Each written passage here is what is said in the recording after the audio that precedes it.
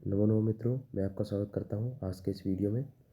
और ये वीडियो मैं थर्ड सेमेस्टर के लिए बना रहा हूं, जो आपका पेपर है क्लासिकल संस्कृत लिटरेचर DSC 7 उसके लिए। तो ये PYQ है पिछले साल का।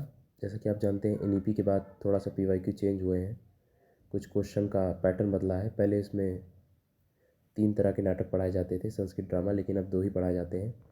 तो उस हिसाब से मैं पेपर आपको सॉल्व कराऊँगा और आपको इसमें इम्पॉर्टेंट क्या है वो डिस्कस करूँगा। यहाँ मैं 2 लोगों के बारे में बात करूँगा। एक वो जो रेगुलर पढ़ रहे हैं और एक उनके लिए भी मैं ट्रिक बताऊंगा जो पास होने के लिए देख रहे हैं। तो भाइयों ध्यान से देखना, हो सकता है 2 पार्ट में वीडियो बने, क्योंकि बहुत लंबा नहीं करूँगा, नहीं लोग देखते नहीं हैं। कोशिश करूँगा 8 से 10 मिनट का वीडियो। तो चलिए ज़्यादा बातें ना करके स्टार्ट करते हैं। तो सबसे पहले आपको पेपर का पैटर्न समझना पड़ेगा कि पेपर आता किस प्रकार से है। भाइयों देखो, इसमें 2 नाटक लगे हुए हैं। एक आपका मुद्रा राक्षस है, दूसरा आपका अभिज्ञान शाकुंतलम है। अब मुद्रा राक्षस जो है वो काफ़ी ब्रॉड नाटक है, वो ज़्यादातर पढ़ाया भी नहीं जाता और समझ में भी कम आता है। और दूसरा है अभिज्ञान शाकुंतलम। तो क्वेश्चन की अगर बात करें तो वेटेज बराबर रहता है। यहाँ ऐसा नहीं है पेपर में कि वेटेज किसी का ज़्यादा है कम है, तो आपको वेटेज तो दोनों का बराबर होगा। अब सबसे पहले जो लोग अच्छे मार्क्स के लिए पढ़ रहे हैं और जो लोग पास होने के लिए पढ़ रहे हैं, उन दोनों को मैं एक सलाह दूंगा कि आप लोग पहले किसी की स्टोरी दिमाग में ले आइए। बिना स्टोरी के आप इसको पास नहीं कर सकते हैं, क्योंकि आपको जब तक स्टोरी ही नहीं पता होगी तो आप लिखोगे क्या। तो इसलिए देखो, मुझे पता है आप लोग बुक तो पढ़ने वाले हो नहीं, ना ही कोई पढ़ता है। तो इसलिए मैं कोशिश करूँगा नीचे 2 लिंक अटैच कर दूँगा, क्योंकि ये दोनों जो हैं अभिज्ञान शाकुंतलम और मुद्रा राक्षस, ये एक नाटक है। तो जैसे आप लोग मूवी वगैरह देखते हो नेटफ्लिक्स वगैरह, तो वैसे ही आप लोग नीचे मैं 2 लिंक अटैच कर दूंगा, आप नाटक देख लेना। एक अभिज्ञान शाकुंतलम काफ़ी रोमांटिक स्टोरी है, देखने में भी अच्छा लगेगा। और दूसरा है मुद्रा राक्षस। तो ये दोनों, मुद्रा राक्षस भी अच्छी स्टोरी है, उसमें चाणक्य की थोड़ी नीति के ऊपर है। तो ये दोनों आप 10-10 15-15 मिनट के होंगे, नाटक देख लेना। देखने के बाद आपको दिमाग में आ जाएगा कि आखिर कहानी क्या है, क्या कैरेक्टर है, नाम क्या है। इतना आपको कर लेना है। इतना करने के बाद भाइयों जिनके पास थोड़ा समय हो, वो एक बार बुक उठा के थोड़ा रीड कर सकते हैं 3 अंक। तो आप बस स्टोरी माइंड में ले आओ। उसके बाद क्या करना है मैं आपको बताता हूँ। आपकी स्टोरी माइंड में आ गई, उसके बाद आप अगर पैटर्न चेक करोगे एग्ज़ाम पेपर का, तो भाई यहाँ शुरू में ही देख लो। पहला क्वेश्चन पूछा है, खंड आ और खंड बा से प्रत्येक 3-3 पदों का अनुवाद एवं विस्तृत व्याख्या कीजिए। तो भाई व्याख्या, विस्तृत व्याख्या पूछ रहा है। तो आपको करना क्या होगा, विस्तृत व्याख्या कैसे की जाती है, क्योंकि बुक में तो केवल अनुवाद दिया हुआ है, इस पर भी मैं डिस्कस करूँगा। सबसे पहले आप देखिए, यहाँ पर आए हुए हैं पहले का सेक्शन में 4 श्लोक, और फिर बा सेक्शन में 1-2, उसमें भी 4 श्लोक आ रखे हैं। अब 4 श्लोक में आपको करने हैं 3-3 श्लोक। अब इसमें भाई कौन सा श्लोक किसका है ये भी समझना बड़ा मुश्किल है। तो इसमें बता दूं, मुद्रा राक्षस से भी 4 श्लोक हैं, अभिज्ञान शाकुंतलम से भी 4 श्लोक हैं, मतलब वेटेज बराबर है। और अगर आप सेकंड पार्ट देखोगे ये जो है, तो इसमें कुछ डायरेक्ट क्वेश्चन आए हैं। इसके लिए हो सकता है मैं सेकंड पार्ट में इसके डायरेक्ट क्वेश्चन बनाऊं। और हाँ, एक चीज़ आपको बता देता हूँ, नोट्स मैं जो दूंगा आपको मिल जाएंगे। मैंने नीचे एक नंबर डाल रखा है, आप उस पर मैसेज करो। मैसेज में हाय हेलो मत भेजना, आप डायरेक्ट भेज देना कॉलेज का नाम और अपना सब्जेक्ट, जैसे ये DSC 7 नोट्स। बस मैं तुरंत दे दूंगा, आप टेंशन ना लो, नोट्स प्रॉपर मिल जाएंगे। तो मैं आपको बता रहा हूँ कि ये जो दूसरा पार्ट है, इसमें डायरेक्ट क्वेश्चन आते हैं, जैसे उपमा कालिदास की समीक्षा दीजिए, या अभिज्ञान शाकुंतलम का चतुर्थ अंक का महत्व दीजिए। ये आपने शायद असाइनमेंट वगैरह में भी किया होगा, ये इंपॉर्टेंट क्वेश्चन है, गारंटी आता है। और ये नाटक का उद्भव विकास, ये डायरेक्ट क्वेश्चन है जो आपको लिखने ही लिखने हैं। ये कितने मार्क्स का होगा, ये 8 और 9 मार्क्स का होगा, मतलब आपको 4-5 पेज लिखने पड़ेंगे। तो और ये नाटक वाले जो वर्ड्स हैं ये हैं, इन पर मैं सेकंड पार्ट बनाऊंगा, उसमें मैं आपको नोट्स और ये सब बता दूंगा। तो यहाँ पर हम बात करते हैं किस तरीके से इसको हैंडल करना है। तो सबसे पहले भाई, जो लोग पढ़ रहे हैं वो तो कर लेंगे, जो नहीं पढ़ रहे हैं मैं उनको ट्रिक बताता हूँ। इस पेपर में बैक क्यों आती है, सबसे बड़ा रीज़न होता है लोग पहला पार्ट छोड़ देते हैं, मतलब ये श्लोक वाला पार्ट करते ही नहीं है, छोड़ के चले आए, डायरेक्ट ये करना चालू करते हैं। भाई टीचर को खुन्नस लग जाती है, वो इसी में इन लोग की लगा देता है बैक। तो सबसे पहले अगर आपको नहीं भी आ रहा है तब भी आपको करके आना है। कैसे करना है ये मैं बताता हूँ। मान लीजिए श्लोक आया, सबसे पहले भाई स्टोरी ज़रूर पढ़ के जाना। जो लोग पास होने की सोच रहे हो, एक बार आप स्टोरी पढ़ लो। उसके बाद ये श्लोक को पहले आपको उतारना है कॉपी में, फिर इसका किस प्रकार से अनुवाद और व्याख्या करनी है वो मैं बताता हूँ। मतलब पहले जो लोग पास होने की सोच रहे हो ना भाई, इसमें आप कोई श्लोक छोड़ना ना, करके ज़रूर आना। ज़्यादा नहीं लिखना होता, संप्रश्न व्याख्या जो नाटक में होती है वो मुश्किल से 2 पेज जाएगी, बस 2 से 3, इससे ज़्यादा नहीं जाएगी।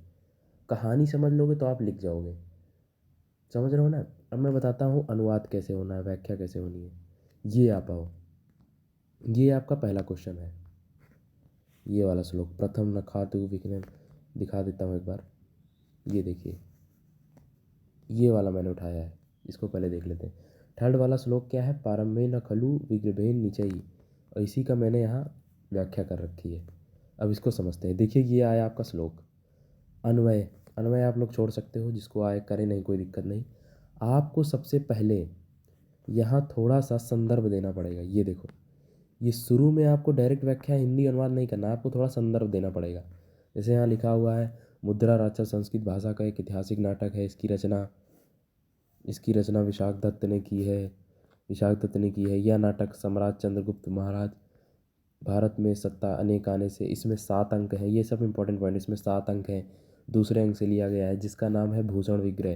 तो ये शुरू में आप थोड़ा सा इंट्रोडक्शन आपको देना पड़ेगा। इंट्रोडक्शन देना बहुत सिंपल है, मतलब आप शुरू में थोड़ा सा बता दो कि मुद्रा राक्षस की कहानी क्या है।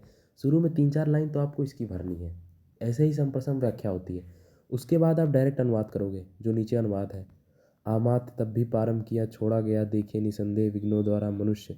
इसमें नीच मनुष्य और उच्च मनुष्य के बारे में, मध्यम मनुष्य के बारे में इस श्लोक की व्याख्या की गई है। अब जो लोग पास होने का सोच रहे हैं, वो सोच रहे होंगे यार श्लोक में लिखेंगे कैसे, तो एक बार आप कहानी पढ़ लेना। आप कुछ भी लिखाओ, आपको कहानी से रिलेट करके भी लिखाओगे, कम से कम लिखने के तो नंबर मिलते हैं। आप लिखो तो कम से कम आपने श्लोक उतारा। भाई ये गलती बहुत लोग करते हैं, श्लोक नहीं उतारते हैं कॉपी में। ये कतई गलती मत करना, श्लोक जरूर उतार के आना।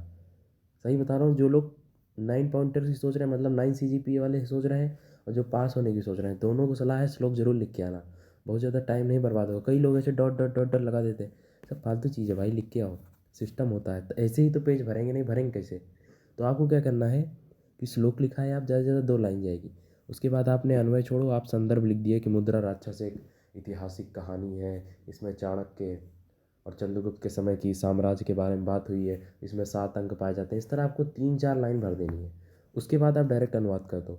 अब जो पढ़े हैं वो तो अनुवाद कर लेंगे, उनके लिए मैं एक इम्पॉर्टेंट वीडियो हो सकता है और डालूँ, मुद्रा राक्षस के कौन कौन से श्लोक हैं, तो वो तो कर लेंगे। उसके बाद जिनको नहीं आता है वो भी कुछ ना कुछ अगर पढ़ के गए होगे, तो भाई कहानी से रिलेट करके आप कुछ ना कुछ 5-6 लाइन लिख सकते हो। लिख दोगे तो आपके एक पेज में आपने श्लोक लिख दिया। एक पेज मतलब 3-4 लाइन में श्लोक लिख दिया। फिर आपने ऐतिहासिक पक्ष दे दिया, एक पेज आपका ऐसे ही भर गया। अगले पेज में आपने व्याख्या कर दी, 1 से 1.5 पेज भर गए। बहुत है भाई, इतना बहुत है। बस इतना आपने कर दिया, समझ लीजिए संप्रसंग व्याख्या हो गई। 1 से 1.5, 1 पेज और उधर का आधा पेज या 2 पेज, इतनी संप्रसंग व्याख्या करनी है बस। 3-4 पेज नहीं जाना। 3-4 पेज जाओगे तो फिर टीचर कहेगा भैया ये क्या, कौन सी व्याख्या करें, क्योंकि ये नाटक है। आप ध्यान देना, आप जो फर्स्ट और सेकंड सेमेस्टर में पढ़े थे, वो नाटक नहीं था, वो गद्य का था। तो गद्य में क्या होता है कि गद्य में तो भाई स्टोरी होती है, तो उसको अच्छे से लिखना पड़ता है। लेकिन नाटक में इतनी कहानी नहीं मारनी है। फिर भी आप लिखना चाहो लिख सकते हो, 2 से ढाई पेज जा सकते हो, पर इससे ज़्यादा ना लिखना भाई, नहीं पेपर छूट जाएगा लिखित है, क्योंकि पेपर में टाइम आपको नहीं मिलने वाला है। अब इसी तरह दूसरा श्लोक देख लो, सब में ऐसे ही। ये कहाँ से आया है, कौस्तुल शिस्त वर्मा वाला श्लोक है। ये भी मैं आपको PYQ में दिखाता हूँ।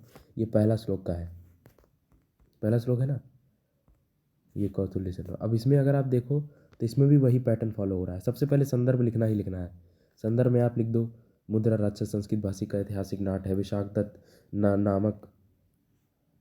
दत्त ने इसकी रचना की है। इसमें मुद्रिका नमक, ये सब जो लिखा है मैं नोट्स दे दूंगा, आप टेंशन ना लो। ये प्रथम अंक से लिया गया है, मुद्रा प्राप्ति। भाई तीनों अंक के नाम भी याद रखना। पहले अंक का नाम क्या है, मुद्रा प्राप्ति। दूसरे अंक का नाम है भूषण विग्रह, और तीसरे अंक का नाम है कृता कला। ये तीनों अंक का नाम याद रखना और लिख देना, इम्पैक्ट पड़ता है इसका। कभी कभी डायरेक्ट क्वेश्चन पूछ लेता है, तीसरा अंक का नाम क्या है, उसके बारे में बताएं, कृतय कला। तीनों अंक की जो अगला वीडियो बनाऊंगा उसमें मैं तीनों अंक का बता दूंगा थोड़ा बहुत। तो समझ रहे हो ना आप लोग। फिर देखिए इन्होंने थोड़ा शुरू में लिख दिया, इस श्लोक से क्या इंपॉर्टेंट है वो भी आपको लिखना है। जैसे यहाँ ये, इसको थोड़ा मैं जूम करूँगा। भाई फ़ोन से वीडियो बना रहा हूँ तो थोड़ा बहुत आगे पीछे हो जाता है, बाकी आप लोग खुद ही समझदार हैं। तो इसमें देखो क्या लिखा हुआ है। इसमें लिखा है कि राक्षस के नाम अंकित अंगूठी प्राप्त हो जाने के बाद चाणक्य पत्र लिखना चाहता है, जिसे अपने वश में किया। तभी उसे ध्यान आता है कि 5 राजाओं के परम मित्र प्रस्तुत श्लोक में, मतलब ये एक बैक की आप कहानी बता रहे हो। संप्रसंग व्याख्या का मतलब यही होता है कि प्रसंग अनुसार आप व्याख्या कीजिए। आप डायरेक्ट अनुवाद मत कीजिए, आप उससे पहले बताइए कि कहानी कहाँ से ली गई है, मुद्रा राक्षस के एक अंक से आई है, और क्या बात वहाँ पर हो रही है। जैसे ये श्लोक है, ये श्लोक तब का है जब चाणक्य पत्र लिखने की तैयारी कर रहा होता है तो आपको पहले बताना पड़ेगा कि जब उसको अंगूठी मिल जाती है तो वो पत्र लिखता है, किसके लिए लिखता है ये आपको बताना पड़ेगा। तो ये पूरा जो राक्षस के लिए लिखता है, राक्षस को कैसे वो करना है, ये पूरी आपको स्टोरी पता होनी चाहिए। भैया आपको ऊपर ऊपर से जा रहा हो क्योंकि आपको स्टोरी तो पता नहीं है, इसीलिए मैं कह रहा हूँ भाई स्टोरी ज़रूर समझ के जाना। एक बार अगर स्टोरी समझ लिए ना तो नाटक का पेपर यूँ पास कर लोगे। इसी तरह और भी व्याख्याएँ हैं। अगले में अगर हम जाएँ तो पृथ्वी दिग्धा प्रतिकूल, ये बेटा बहुत इंपॉर्टेंट है। मैं बार बार बोल रहा हूँ ये श्लोक मैंने 3-4 पीवाईक्यू में देखा, लगातार आता है। दूसरा वाला मुद्रा राक्षस सही है, ये भी इसको तो ज़रूर पढ़ के जाना। बिल्कुल भाई, हर बार मैंने देखा है ये श्लोक हर बार आता है। इससे पहले पेपर में भी आया था पृथ्वी दिग्धा वाला, ये दूसरा वाला श्लोक। तो मैंने आपको 3 की व्याख्या, सब ऐसे ही है, आप लोग पूरा पढ़ लेना। मैं एक्सप्लेनेशन पर्पज़ से वीडियो नहीं बना रहा हूँ, ये सिर्फ मैं आपको पीवाईक्यू के एनालाइज करा रहा हूँ कैसे लिखना है ये वाला श्लोक। इसके बाद आप लिख सकते हो मुद्रा, फिर देखो मुद्रा राक्षस पे संदर्भ दिया, फिर इन्होंने अनुवाद किया कि अकलून पृथ्वी प्रस्थित वंश में उत्पन्न राजा चाणक्य को क्रोध अग्नि में भस्म हो गए हैं, चंद्रगुप्त मौर्य पति के रूप में से। ये पूरा मतलब आप देख लेना, समझ रहे हो ना। इसी तरह अगला ये श्लोक है, ये भी पीवाईक्यू से ही है, परार्थ अनुष्ठम वाला दिखाता हूँ आपको, ये लास्ट वाला। तो पहले पार्ट हो गए। अब इसमें से आपको केवल 3 ही श्लोक करने हैं, आप कर सकते हो आराम से। आप व्याख्या समझ गए होगे, व्याख्या कितनी करनी है, 1 पेज और उधर का अगला पेज, मतलब 2 पेज व्याख्या, बस 1-1.5 पेज, इससे ज़्यादा नहीं करनी, संप्रसम व्याख्या। और अगर पेपर में केवल अनुवाद पूछ ले तो भाई अनुवाद केवल 5-6 लाइन में करना, बस डायरेक्ट अनुवाद कर देना और लिख देना कि मुद्रा राक्षस से लिया गया, डायरेक्ट अनुवाद, 5-6 लाइन से ज़्यादा अनुवाद होगा ही नहीं, समझ गए। तो यही सब है। इधर आप लोग देख सकते हो 7वें, अब देखो तीसरे अंक से लिया गया है तो आपको लिखना पड़ा मुद्रा राक्षस 7वें अंक से, तीसरे अंक से लिया गया है। ये मैं पीडीएफ आपको दे दूंगा, आप ज़रूर इसको अच्छे से पढ़ के जाना। अब अभिज्ञान शाकुंतलम पर बात करते हैं। अब अभिज्ञान शाकुंतलम का जो पहला आया है, प्रथम नपातु व्यवस्थम जलम, तो भाई मैं इसको पहले दिखा देता हूँ ये कहाँ पूछा गया है, कहाँ गया यार, ये आखिरी में है श्लोक ये वाला, ये आप देख सकते हो। अब इसकी मैं एक रिटर्न रखा हूँ, ये देखो भाई, ये रिटर्न है मेरे टाइम के, बैच के टाइम की है ये रिटर्न से आप समझ पाओगे। आपने पहले ऐसे श्लोक लिख दिया बढ़िया से, फिर आप संदर्भ दोगे। अब देखो यहाँ लिखा है संदर्भ, प्रस्तुत श्लोक महाकवि कालिदास विचरित अभिज्ञान शाकुंतलम नाटक के चतुर्थ अंक से लिया गया है। महाकवि कालिदास संस्कृत के महान नाटककार हैं। मुख्य रूप से शकुंतला और दुष्यंत की प्रेम कथा और गंधर्व विवाह के बारे में पूरा आप ऐसे शुरू में इंट्रोडक्शन दे दिए। फिर ये एक श्लोक है चतुर्थ अंक के चतुर्थ श्लोक का, चतुष्टय श्लोक का है, समझ रहे हो ना, सॉरी, जो श्लोक है 4 इंपॉर्टेंट उनका है, तो आपको वो पूरा वो करना पड़ेगा। वो 4 श्लोक बहुत इंपॉर्टेंट है भाई, वो ज़रूर पढ़ के जाना। और उसका पीडीएफ होगा, वो हो सकेगा वो भी मैं भेज दूंगा आप लोग को, आपके पास होगा, पता ही होगा। वो 4 श्लोक जो है ना, वो 4 श्लोक ही आप केवल शकुंतला में पढ़ के जाओ। उससे 2 श्लोक तो गारंटेड आते हैं, इस पीवाईक्यू में भी देख लो, एक ये आया है, एक पेपर, एक क्वेश्चन और आया है, अभी दिखाता हूँ। तो आप थोड़ा सा इसमें पीछे लिख रहा हूँ इंट्रोडक्शन, कि शकुंतला के पीते विदाई के अवसर पर पिता आश्रम समस्त प्राणियों और वृक्षों को अनुमति मांगते हुए कहते हैं, यहाँ से अनुवाद चालू हो गया, अपने लोगों को बिना जल पिलाए जो जल पी लेती थी, वो प्रकृति के चित्रण का वर्णन हो रहा है यहाँ पर। तो इस तरह से अनुवाद होगा, बस इतना ही करना है। एक पेज और है पीछे होगा ये, तो देखा ना, केवल 1.5 पेज का अनुवाद है, बस इससे ज़्यादा नहीं है। एक पेज वो था, एक पेज ये था, मुश्किल से 1.5 पेज, एक पेज और इधर का आधा, बस इतने पेज का अनुवाद करना है, इससे ज़्यादा नहीं करना है। संप्रसम व्याख्या इतनी करनी है, जैसे ज़्यादा 2 पेज कर दो, इससे ज़्यादा संप्रसम व्याख्या नहीं होती है, ना ही होगी, होगा करने बैठ गए तो पेपर गया, हाथ से छूट जाएगा, समझ गए। तो ये हमने समझ लिया। और अभिज्ञान शाकुंतलम के देखते हैं क्वेश्चन, सब ऐसे ही हैं। प्रथम नपातु वाला हो गया ये, इसके बाद ये सरज सरज शैलीन विभिन्न भी, ये भी श्लोक है अभिज्ञान शाकुंतलम से ही। इसमें देखिए पहले आपने थोड़ा सा संदर्भ दिया, फिर चंद्रमा का कलंक अनुवाद कर दिया, फिर राजा, ये पूरा उसी तरह का है, पूरा समझ रहे हैं ना आप लोग। ये आया ये वाला श्लोक, यस्त शकुंतला सिंटम कथम, ये जो श्लोक है ये भी वही चतुर्थ अंक के 4 श्लोकों में से एक है। ये श्लोक भी, ये भी पीवाईक्यू में आया है ये वाला। भाई ये बहुत इंपॉर्टेंट श्लोक है, ये भी हर बार आता ही आता है। तो आपने इसकी देखिए व्याख्या करी, पहले शुरू में आपने बताया प्रस्तुत श्लोक कालिदास अभिज्ञान शाकुंतलम चतुर्थ अंक से लिया गया है। शकुंतला के विदाई के अवसर पर जो कर्ण ने उपदेश दिया था उसके बारे में यहाँ बात हुई है। अब भाई जो लोग पास होने के लिए तैयारी कर रहे हो उनको भी यही सजेशन है कि कहानी पढ़ के जाओ तो आप आराम से लिख जाओगे। कहानी आपको पता होगी तो आप लिखाओगे, और 4 श्लोकों को एक बार देख लेना, थोड़ा बहुत तो भाई पढ़ना पड़ेगा, बिना पढ़े कोई ऐसी ट्रिक नहीं दी जा सकती है आप लोग पास हो जाओ। सिर्फ स्टोरी पढ़ लो, बाकी भर के आओ कॉपी, लिखे रहो, बस पास हो जाओगे, कोई नहीं रोक सकता। उसके बाद ये निवारा सुमरन वाला है, जब वो इस प्रथम अंक से, इसका भी शायद है, ये भी चतुर्थ अंक का ही श्लोक है। तो इस तरीके से आप लोग देख सकते हो, समझ रहे हो ना ये। तो ये यही था, मैं आपको बताना चाह रहा हूँ, इससे ज़्यादा वीडियो नहीं बनाऊँगा, मतलब बड़ा नहीं करूँगा। तो इस तरीके से आपको व्याख्या करनी है। पूरी उम्मीद होगी आप लोग समझ गए होंगे किस प्रकार से व्याख्या करनी है इसमें। श्लोक की कितने समप्रसंग व्याख्या होगी, मुश्किल से 2 पेज बस। आपको थोड़ा संदर्भ दे देना है, ये दे देना है। अब जो इसका दूसरा पार्ट होगा ये वाला, इस पर मैं एक और वीडियो बनाऊँगा, हो सकेगा तो कल तक मैं अपलोड कर दूँगा। तो उसमें मैं आपको बता दूँगा चतुर्थंग महत्व और ये कैसे। तो ये तो ज़रूर आप लोग इसको अच्छे से प्रिपेयर कर लेना, क्योंकि सब थ्योरेटिकल है, इनमें आपको नंबर मिलने ही मिलने हैं। इनमें अच्छा कितने पेज लिखना पड़ेगा, जो 9 नंबर के हैं, इनमें आपको मुश्किल से 4 बार पेज लिखना पड़ेगा, ज़्यादा नहीं। और आसान है, इतना मुश्किल नहीं है। चतुर्थ अंक अगर आप समझ लो, कहानी पढ़ लो, तो आप पूरा लिख सकते हो।